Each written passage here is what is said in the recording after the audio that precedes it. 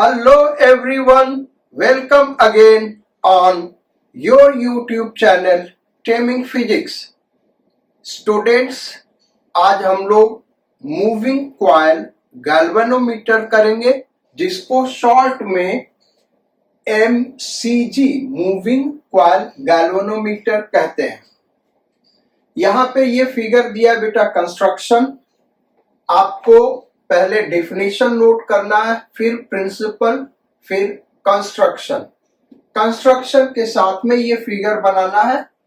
उसके बाद हम इसके वर्किंग और थियरी, अगर हेडिंग वर्किंग भी आप लिख सकते हैं या थियरी, या एग्जाम में पूछा जाता है वर्किंग डिस्कस करिए तो आपको ये डिस्कस करना है, या थियरी के लिए भी यही डिस्कस करना है। और फिर इस पे बेस्ड न्यूमेरिकल्स करेंगे।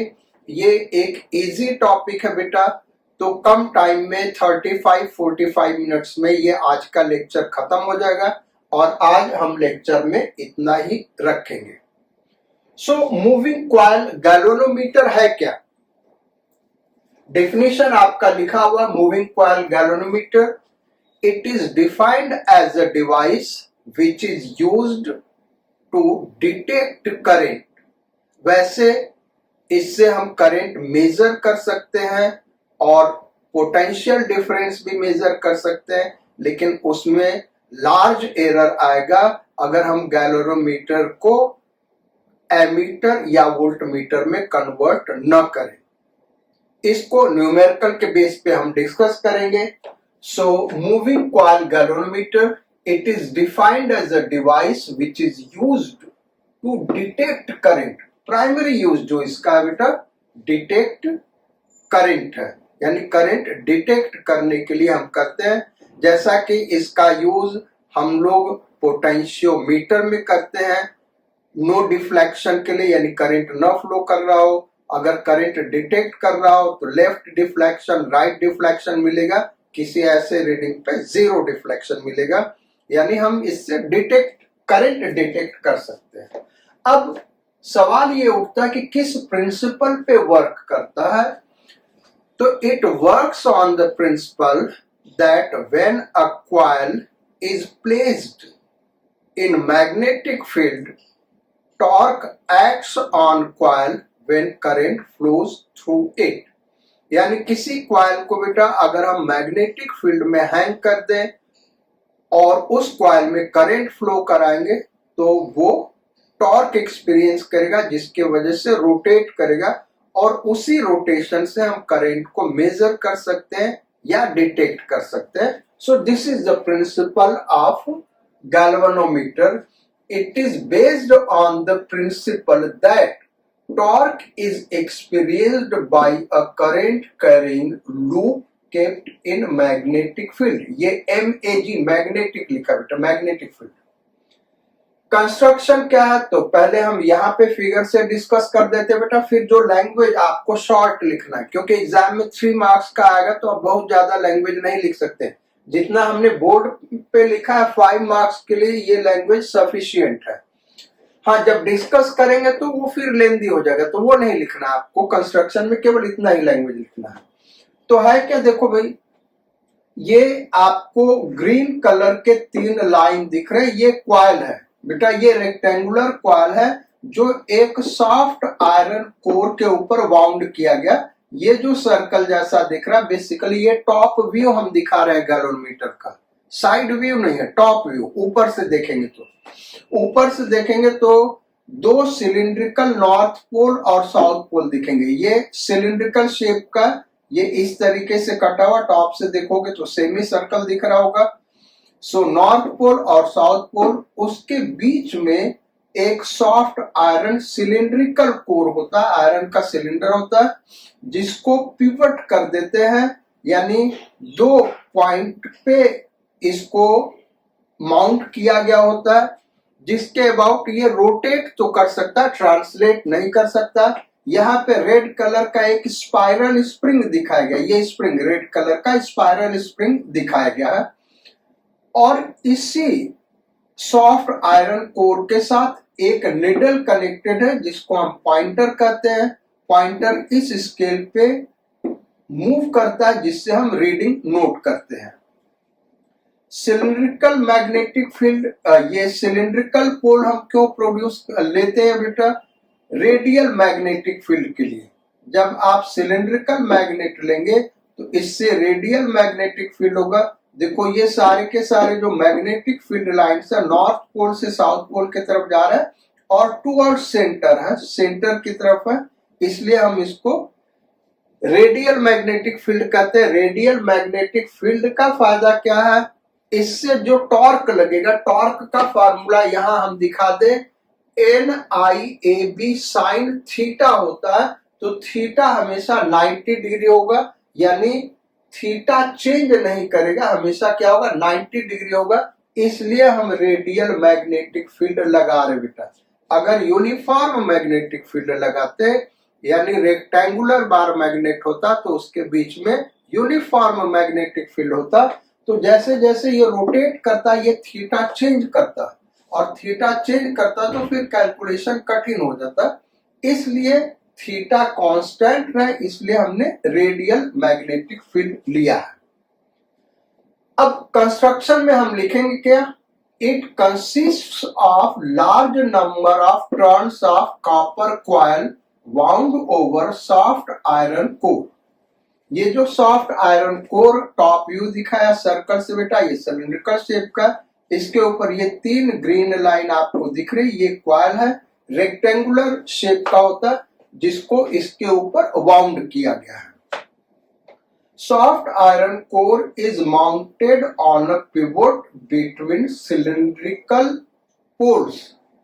ये जो सॉफ्ट आयरन कोर है बेटा, ये पिवट किए गए हैं 2 सिलिंड्रिकल पोल्स के बीच में। ये हो गया इसका कंस्ट्रक्शन। आप लिखना चाहते हैं तो आप ये लिख सकते हैं कि एक स्प्रिंग कनेक्टेड है सॉफ्ट आयरन कोर के साथ, और एक पॉइंटर कनेक्टेड है जो स्केल के ऊपर रन करता है जब टॉर्क लगता है। तो ये हो गया इसका कंस्ट्रक्शन। अब वर्किंग और थियरी पे आते हैं। When current flows through the coil, deflecting torque is produced by the magnetic field. जब इस कॉइल में करंट फ्लो करता है बेटा, तो ये जो रेडियल मैग्नेटिक फील्ड है, इस पे एक टॉर्क लगाता है, जिसके वजह से ये डिफ्लेक्ट होता है या रोटेट करता है। इस टॉर्क को हम क्या कहते हैं? डिफ्लेक्टिंग टॉर्क कहते हैं। तो डिफ्लेक्टिंग टॉर्क लगता है एंड कॉइल स्टार्ट्स रोटेटिंग, और इस टॉर्क के वजह से क्या होगा? ये कॉइल रोटेट करने लगेगा, साथ में आयरन, सॉफ्ट आयरन को रोटेट करेगा, ये पॉइंटर भी रोटेट करेगा। लेकिन ऐसा नहीं कि रोटेट करते करते वो फैन जैसा रोटेट करने लगा, ऐसा नहीं होगा। होगा क्या? Eventually coil stops when deflecting torque becomes equal to restoring torque of spring.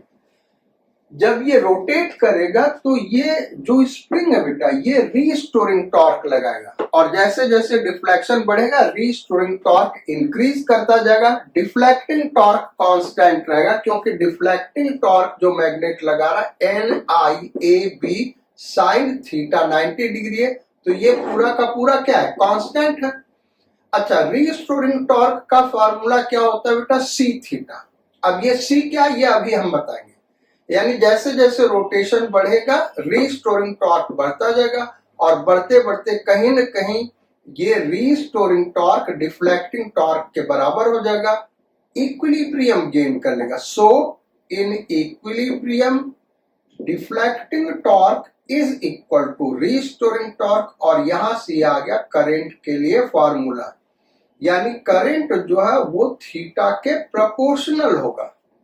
अगर यहाँ पे हम रेडियल मैग्नेटिक फील्ड न लगाते तो उस केस में यहाँ पे भी मैग्नेटिक फील्ड और मैग्नेटिक डाइपोल मोमेंट के जो बीच में एंगल होता है बेटा, वो एम्पियर होता है। अब वो थीटा भी हो सकता था, 90 माइनस थीटा भी हो सकता था, वो डिपेंड करेगा कि कैसे हमने रखा हुआ है। तो ये भी एक टर्म यहाँ पे एम्पियर होता, थीटा अपॉन साइन थीटा या साइन 90 माइनस थीटा होता।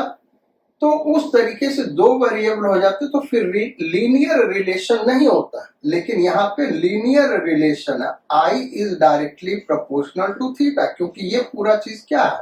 कांस्टेंट है। तो इसलिए रेडियल मैग्नेटिक फील्ड लगाएगा।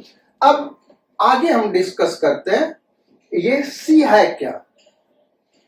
तो सी की बात करें भाई, अब हम इसको डिलीट कर दे रहे बेटा। आपको नोट्स कैसे बनाना हमने बता दिया। ये डेफिनेशन, प्रिंसिपल, कंस्ट्रक्शन, उसके नीचे फिगर आएगा, फिर वर्किंग एंड थ्योरी। आपको यहां तक नोट करना है। अब इसके आगे क्या नोट करना है वो हम डिस्कस करते हैं।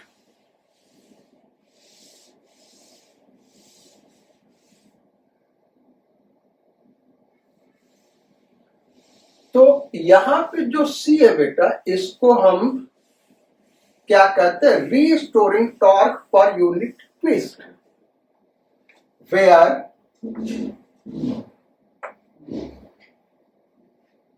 C is restoring torque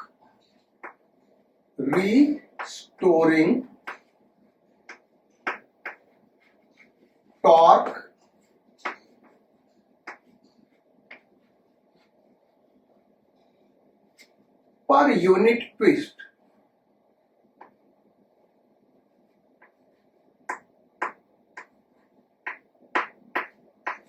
मतलब क्या हुआ इसका, ट्विस्ट का मतलब बेटा रोटेशन, यानी यूनिट ट्विस्ट, यूनिट रोटेशन के लिए जो रिस्टोरिंग टॉर्क लग रहा होगा वही सी है।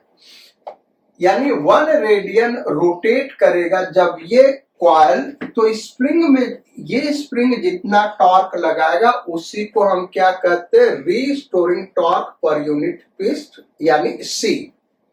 इस सी का यूनिट क्या होगा, torque per unit twist. Torque का unit newton metre, per unit twist यानी per radian. So it is newton metre per radian. अच्छा, यहां पे ये C अपॉन NAB जो है बेटा, इस पूरे को हम क्या कहते हैं, C upon NAB। It is known as galvanometer constant। galvanometer constant, या इसको रिडक्शन फैक्टर भी कहते हैं भाई। क्या कहते हैं, रिडक्शन फैक्टर। रिडक्शन फैक्टर यानी गैल्वेनोमीटर कांस्टेंट इसलिए कहते हैं कि गिवन गैल्वेनोमीटर के लिए ये वैल्यू कांस्टेंट है। गिवन गैल्वेनोमीटर के लिए क्या होगा, कांस्टेंट होगा, इसलिए गैल्वेनोमीटर कांस्टेंट कहते हैं। रिडक्शन फैक्टर इसलिए कहते हैं बेटा क्योंकि एंगल ऑफ रोटेशन में अगर इस वैल्यू से मल्टीप्लाई कर दे, इस फैक्टर से मल्टीप्लाई कर दे, तो ये जो एंगल थीटा ये करंट में रिड्यूस हो जाता है, इसलिए हम इसको रिडक्शन फैक्टर भी कहते हैं। सो इस रिडक्शन फैक्टर का यूनिट क्या होगा, तो रिडक्शन का फैक्टर का यूनिट हम निकाले बेटा, तो this is equal to I upon theta, यानी ampere per radian reduction factor का यूनिट हो गया। गिवन गैल्वेनोमीटर के लिए रिडक्शन फैक्टर कांस्टेंट होगा क्योंकि गिवन गैल्वेनोमीटर का जो स्प्रिंग होगा उसका torque per unit twist constant होगा गिवन स्प्रिंग के लिए। ये नंबर ऑफ टर्न्स, ये एरिया ऑफ रेक्टेंगुलर लूप और ये मैग्नेटिक फील्ड। तो ये हो गया बेटा यहाँ पे। अब इसमें दो चीजें और हम लोगों को पढ़नी है गैल्वेनोमीटर की, एक करंट सेंसिटिविटी और दूसरा voltage sensitivity. Current sensitivity end voltage sensitivity क्या होता है, ये दो डेफिनेशन बहुत ही इंपॉर्टेंट है बेटा। तो इसको हम लोग लर्न करेंगे और उसके बाद हम लोग आ जाएंगे फिर इस पे बेस्ड न्यूमेरिकल्स पे।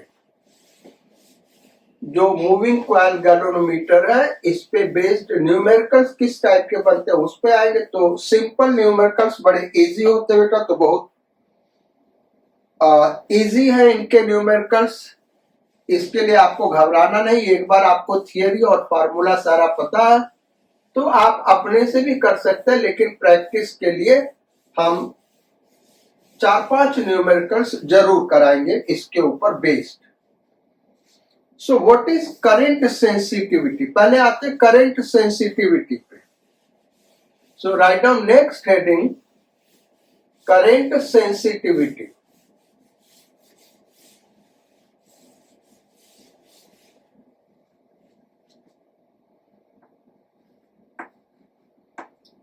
करंट सेंसिटिविटी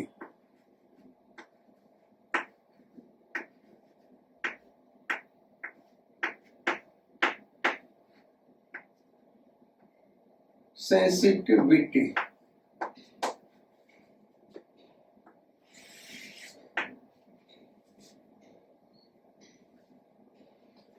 करंट सेंसिटिविटी कैसे डिफाइन करते बेटा? It is defined as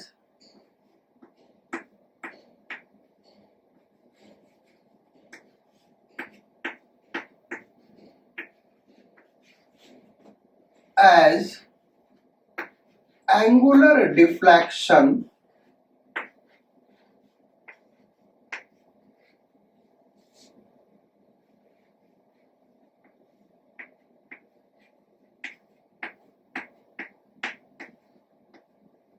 of coil of galvanometer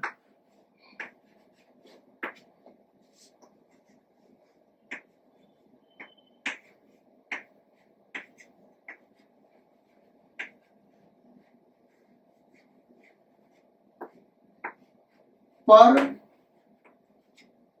unit current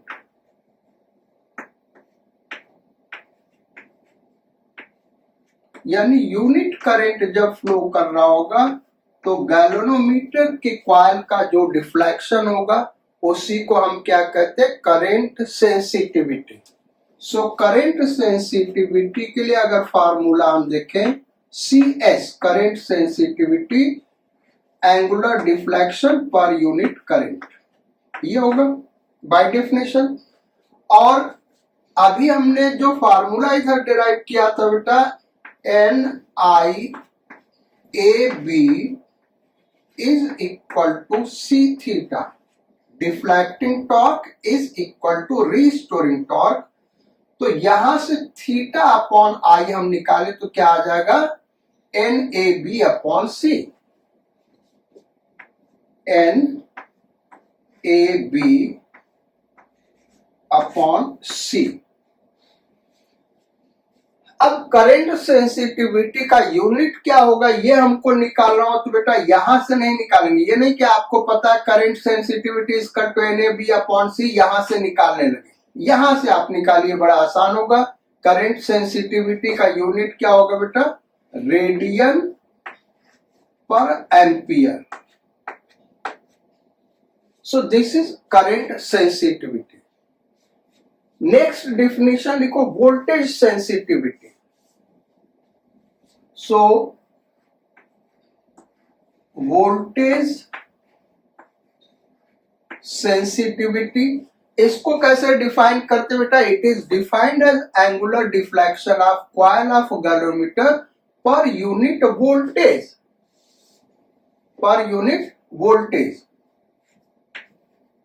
यानी पर यूनिट पोटेंशियल डिफरेंस।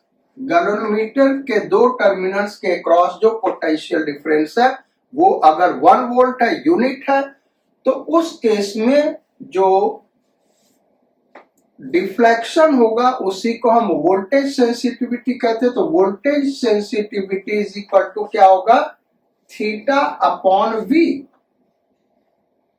अच्छा, थीटा अपॉन वी को हम फर्दर क्या लिख सकते हैं?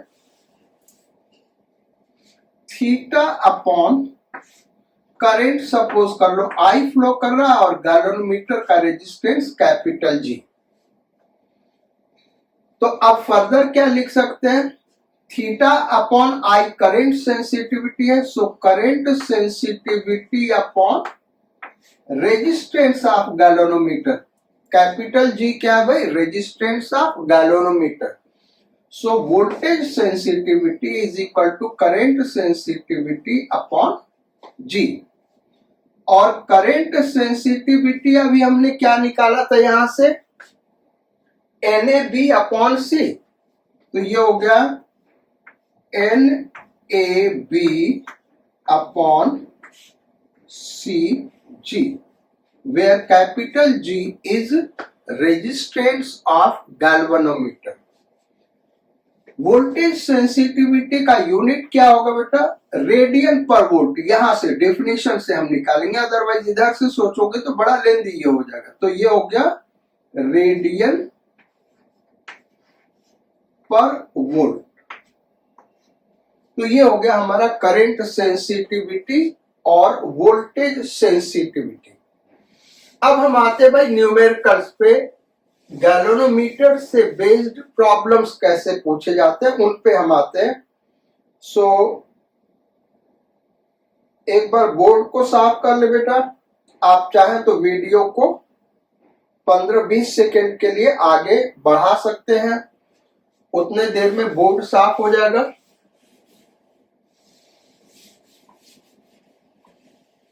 फिर हम इन पे बेस्ड न्यूमेरिकल्स करते हैं।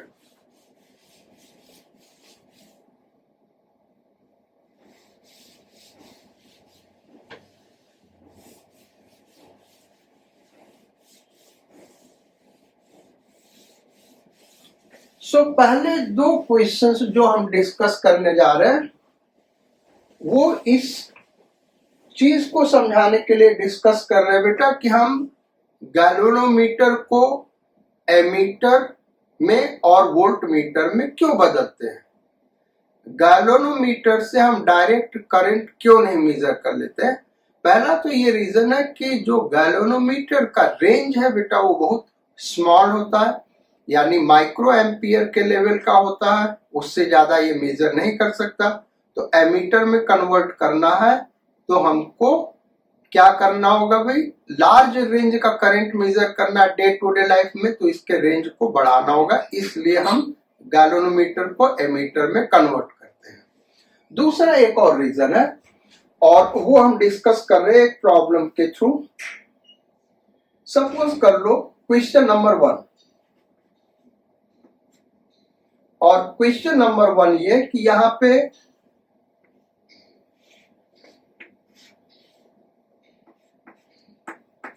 एक 3 वोल्ट का बैटरी है and there is a resistance of 30 Om.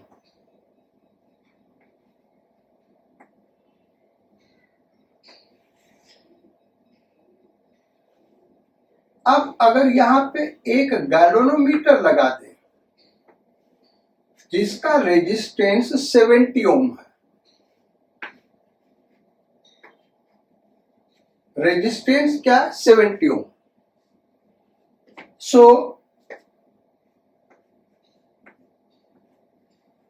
What is reading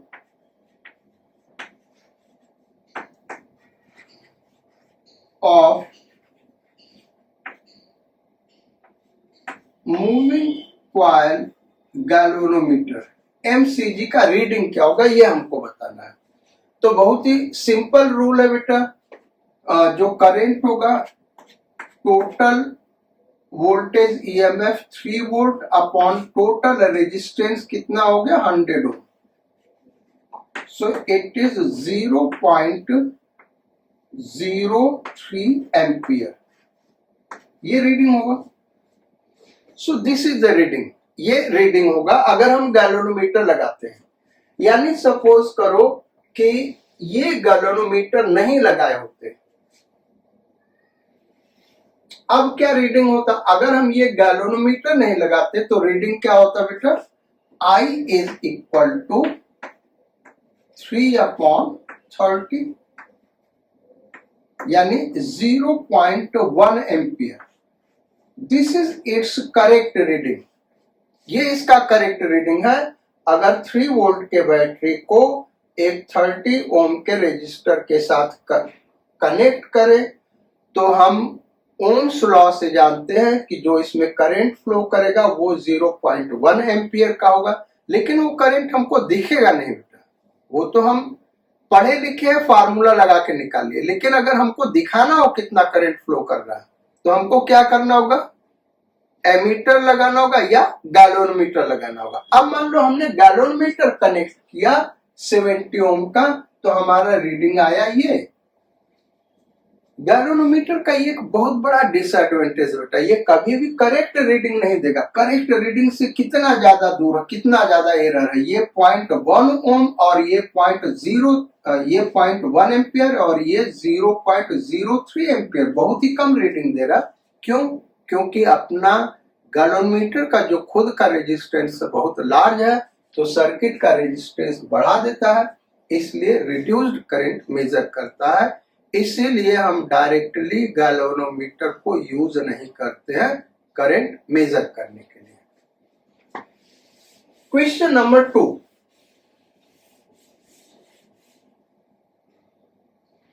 भाई गैल्वेनोमीटर क्यों नहीं यूज करते करंट मेजर करने के लिए? रीजन कई है बेटा, उसमें से एक रीजन ये है। पहला रीजन तो ये है कि लार्ज करंट नहीं मेजर कर सकता।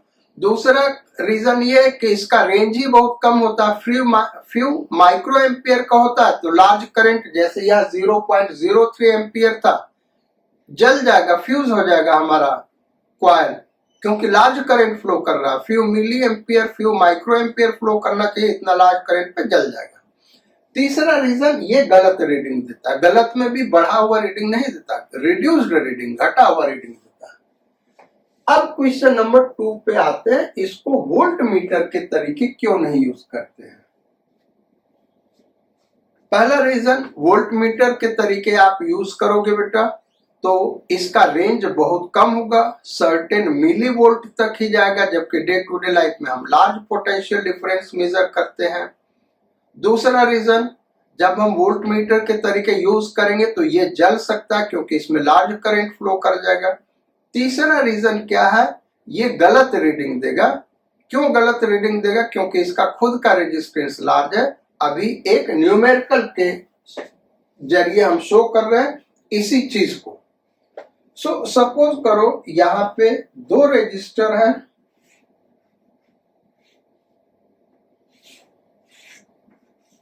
और ये एक बैटरी से कनेक्टेड है। बैटरी का जो ईएमएफ है बेटा 360 वोल्ट है, और यहां पे जो रेजिस्टेंस है 120 वोल्ट और 30 वोल्ट का।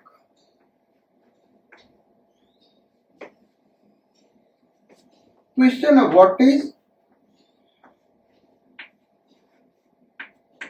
potential difference across 120 volt resistor?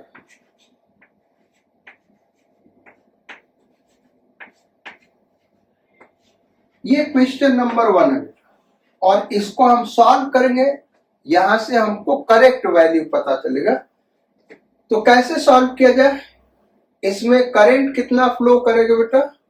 I is equal to 360 total EMF upon total resistance 150 ohm. So ये 0 से 0 कट गया, ये आ गया 36/15। 3 से डिवाइड कर दिया तो 12 तिहाई 36 और ये 3 5 15 5, इतना करंट फ्लो करेगा। अब 120 ओम और 30 ओम, 120 ओम। अब 120 ओम रेजिस्टर के क्रॉस कितना पोटेंशियल डिफरेंस होगा? तो V is equal to I, यानी 12/5 इंटू 120, यही होगा ना भाई। तो हम क्या करें बेटा, इज इक्वल टू 2 से ऊपर नीचे मल्टीप्लाई कर दे तो 12 इंटू 120 इंटू 2 अपॉन 2 से नीचे मल्टीप्लाई किया 10, ये और ये कट गया, ये कितना हो गया भाई 144 इंटू 2 यानी 288 ये रीडिंग होगा। ये हमने कैलकुलेट किया है, ये हमको दिखेगा नहीं, आप सर्किट देख के थोड़ी बता देंगे, आप तो कैलकुलेट करके निकाले हैं। अब मान लो हम एक गैल्वेनोमीटर लगा दें तो वो कितना रीड करेगा, इसी को find potential difference across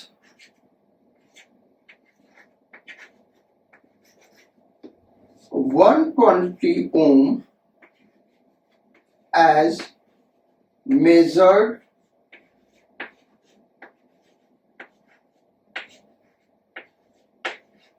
by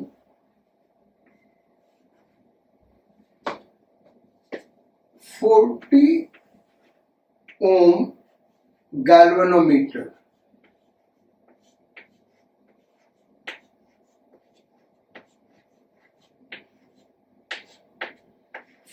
Om galvanometer अगर हम यहां पे लगा दे 40 ओम गैलोनोमीटर से हमको 120 ओम के क्रॉस पोटेंशियल डिफरेंस मेजर करना है। कितना मेजर करेगा ये हमको निकालना, तो यहाँ 40 ओम का गैलोनोमीटर लगा दिया, यही होगा ना भाई। तो अब देखो क्या ये रीड करेगा, अब तो इसके क्रॉस पोटेंशियल डिफरेंस हमको निकालना है। तो ये 40 ओम और 120 ओम कितना हो गया भाई, 30 ओम। इसका इक्विवेलेंट रेजिस्टेंस पैरेलल में निकाला बेटा, तो 30 ओम आएगा। और ये 360 वोल्ट है, ये यहां से है 30 ओम, यहां से है 30 ओम, तो इक्वली पोटेंशियल डिफरेंस डिवाइड होगा, यानी 180 वोल्ट यहां पे अपीयर होगा और 180 वोल्ट यहां पे अपीयर होगा। तो गैल्वेनोमीटर ने कितना मेजर किया, 180 वोल्ट, और एक्चुअली कितना है उसके क्रॉस पोटेंशियल डिफरेंस 288 वोल्ट, यानी पोटेंशियल डिफरेंस है 288 वोल्ट। लेकिन ज्यों ही हम ये गैल्वेनोमीटर लगाएंगे वो ड्रॉप करके 180 वोल्ट हो जाएगा, यानी पोटेंशियल डिफरेंस रिड्यूस हो जाएगा। यानी गैल्वेनोमीटर हमेशा रिड्यूस्ड पोटेंशियल डिफरेंस मेजर करेगा। रीजन क्या है बेटा, क्योंकि ये करंट ड्रॉ करेगा, यानी एक ऐसा डिवाइस होना चाहिए जो करंट न ड्रॉ करे। करंट न ड्रॉ करे यानी इसका रेजिस्टेंस बहुत हाई होना चाहिए, और रेजिस्टेंस हाई करने के लिए गैल्वेनोमीटर के सीरीज में लार्ज रेजिस्टेंस लगाते हैं, तब यही डिवाइस क्या बन जाता है, वोल्ट मीटर। इसलिए हमको गैल्वेनोमीटर को वोल्ट मीटर में कन्वर्ट करना पड़ता है। तो ये हो गया भाई क्वेश्चन नंबर 2। अब आते हैं बेटा नेक्स्ट क्वेश्चन नंबर 3 पे।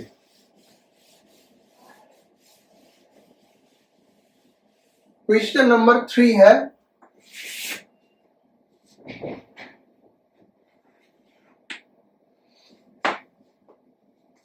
एक गैल्वेनोमीटर है जिसका number of turns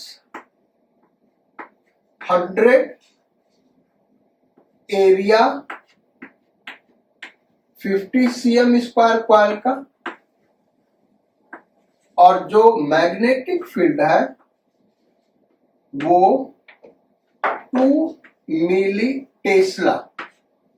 magnetic field क्या है बेटा, 2 milli Tesla. When current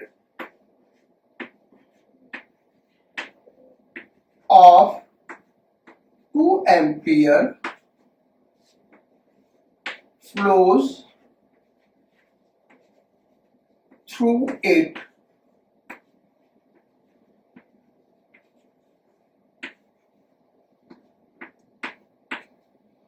coil deflects by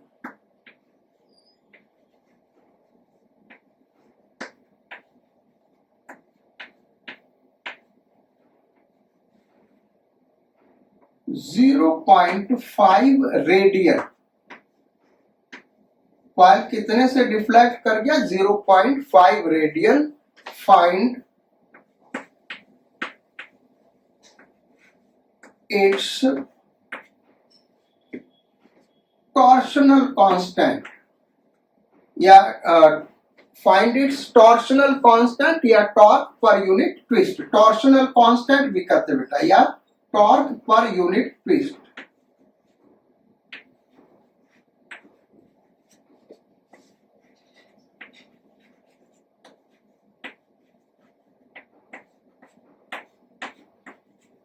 तो कह रहा find its torque per unit twist. बेटा इट्स आया स्प्रिंग के लिए, फाइंड इट्स. गैलोमीटर का टॉर्क पर यूनिट ट्विस्ट नहीं होता, वो होता किसका है? स्प्रिंग का होता है.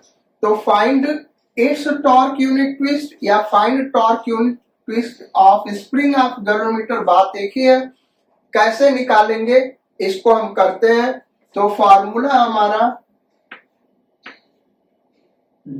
Deflecting torque NI AB is equal to restoring torque C theta. Number of turn दिया 100. करंट कितना फ्लो कर रहा है भाई? 2 एम्पियर का इंटू 2. एरिया कितना? 50 cm स्क्वायर यानी 5 इंटू 10 टू द पावर -3 हो गया ना भाई मीटर स्क्वायर में. एमके सिस्टम में करेंगे 50 cm स्क्वायर को मीटर स्क्वायर में 10 टू द पावर -4, तो ये 5 इंटू 10 पावर -3. बी कितना दिया हुआ? मैग्नेटिक फील्ड 2 मिली टेस्ला यानी 2 into 10 to the power -3 is equal to C into 0.5. तो ये 1/2 है, इधर आके 2 हो गया, तो 2 हो गया, तो यहां पे हो गया 2 टू 4 इंटू 100 इंटू 5. अच्छा एक 2 ये भी बचा है बेटा. 2 टू 4 ये हो गया 400, ये 5 उसका 2 आया, तो into 2 into 10 to the power -6 is equal to C. यानी C इज इक्वल टू होगा ये 10 ये 4000 यानी 4 into 10 to the power -3 newton metre per radian.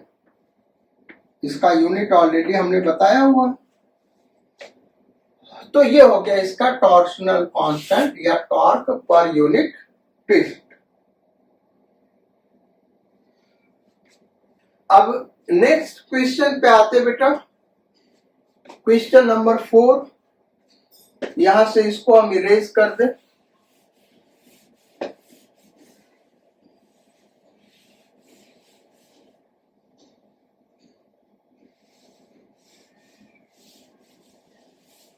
और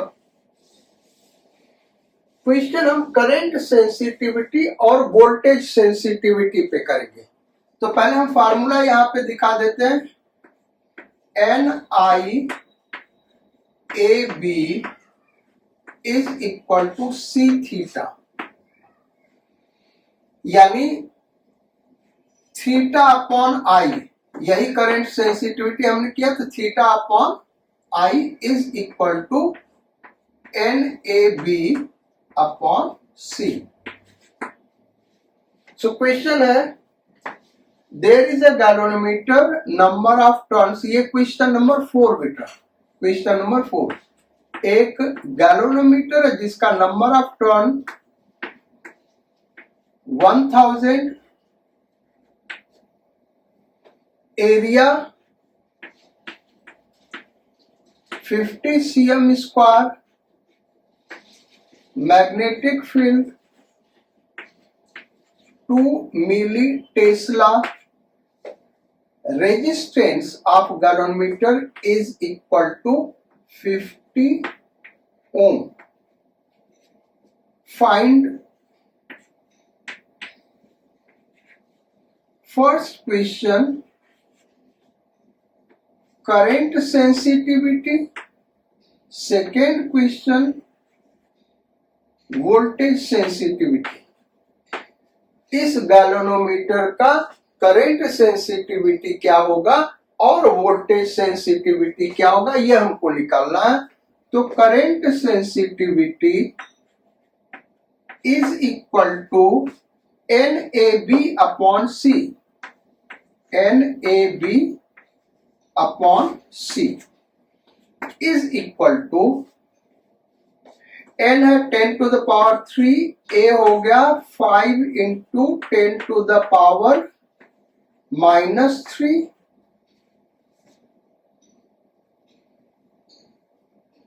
B दिया हुआ है 2 into 10 to the power -3 upon C। अच्छा C देना भूल गए था, C लिख लो।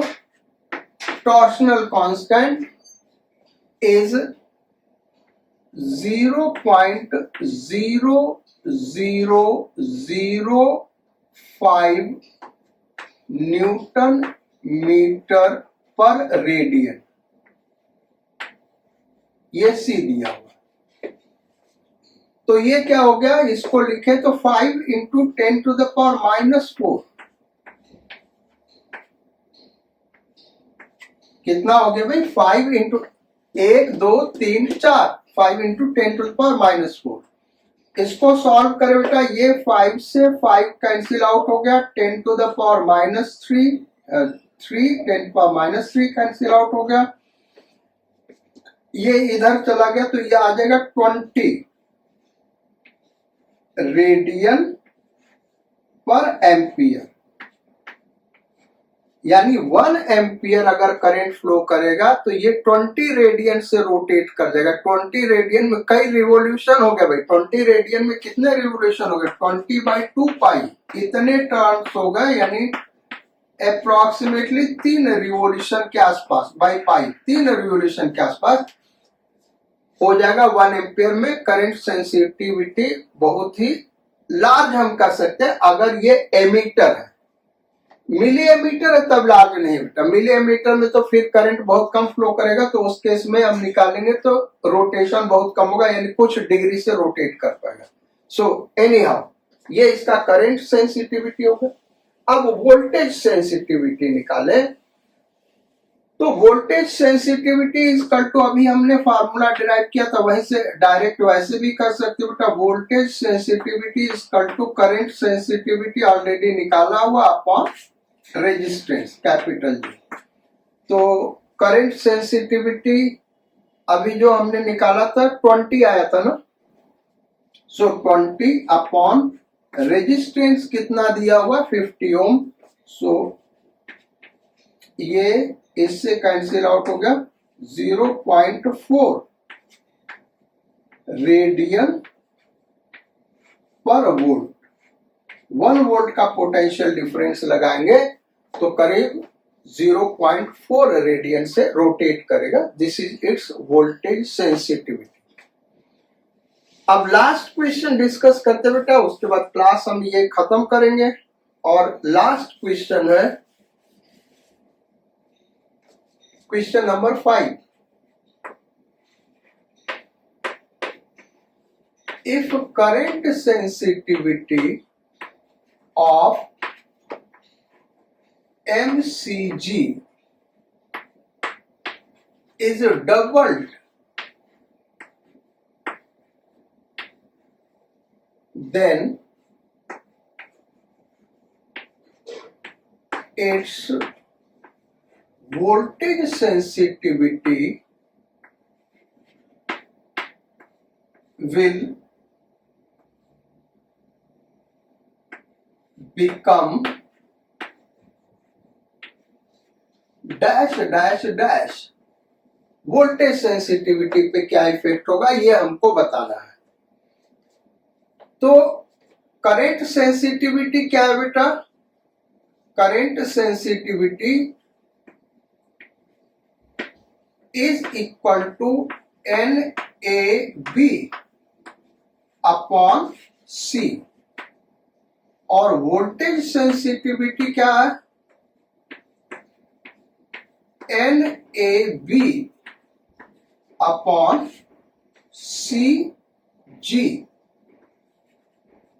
G क्या है, रेजिस्टेंस, किसका? क्वाइल का रेजिस्टेंस। अब डिस्कस करते हैं। देखो करंट सेंसिटिविटी 1, 2, 3, 4 फैक्टर्स पे डिपेंड कर रहा है बेटा। तो अगर हम एरिया डबल कर रहे हैं, एरिया को डबल कर रहे हैं,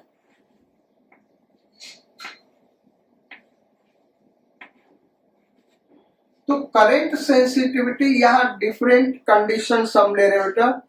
एरिया को डबल किया तो करंट सेंसिटिविटी क्या हो जाएगा? डबल हो जाएगा।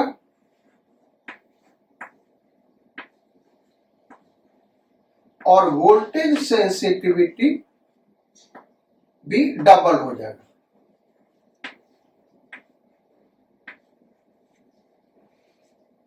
अगर हम मैग्नेटिक फील्ड को डबल करते हैं, करंट सेंसिटिविटी डबल हो जाएगा, वोल्टेज सेंसिटिविटी डबल हो जाएगा।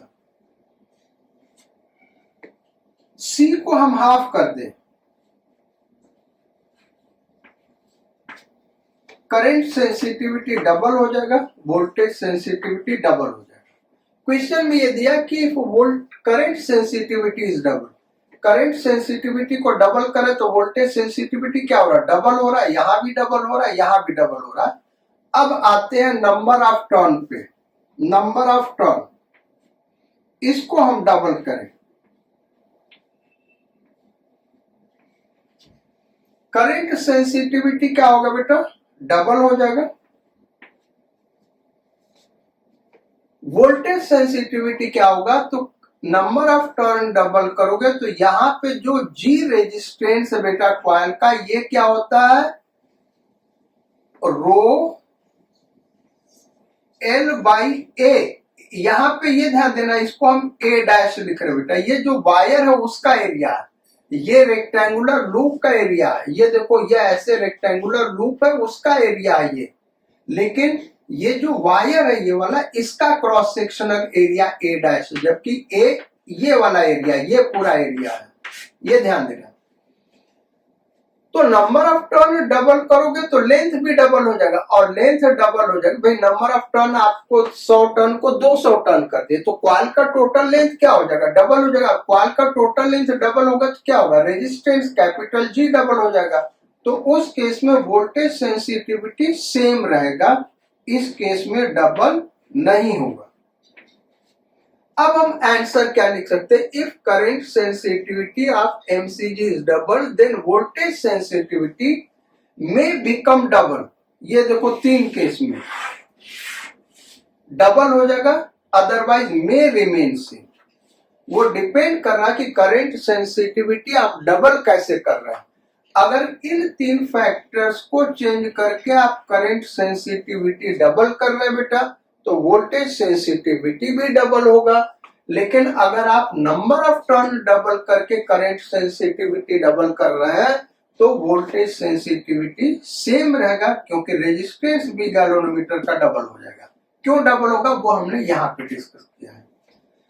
तो आज हम यहीं तक रखते हैं बेटा, फिर नेक्स्ट चैप्टर स्टार्ट करेंगे मैग्नेटिज्म एंड मैटर, यानी मैग्नेटिक पोल्स हम डिस्कस करेंगे, बार मैग्नेट डिस्कस करेंगे, अर्थ का मैग्नेटिज्म डिस्कस करेंगे, type of magnetic material, paramagnetic substance, ferromagnetic substance, ये सारी चीजें हम डिस्कस करेंगे। और भी बहुत सारी चीजें इस चैप्टर में होंगी।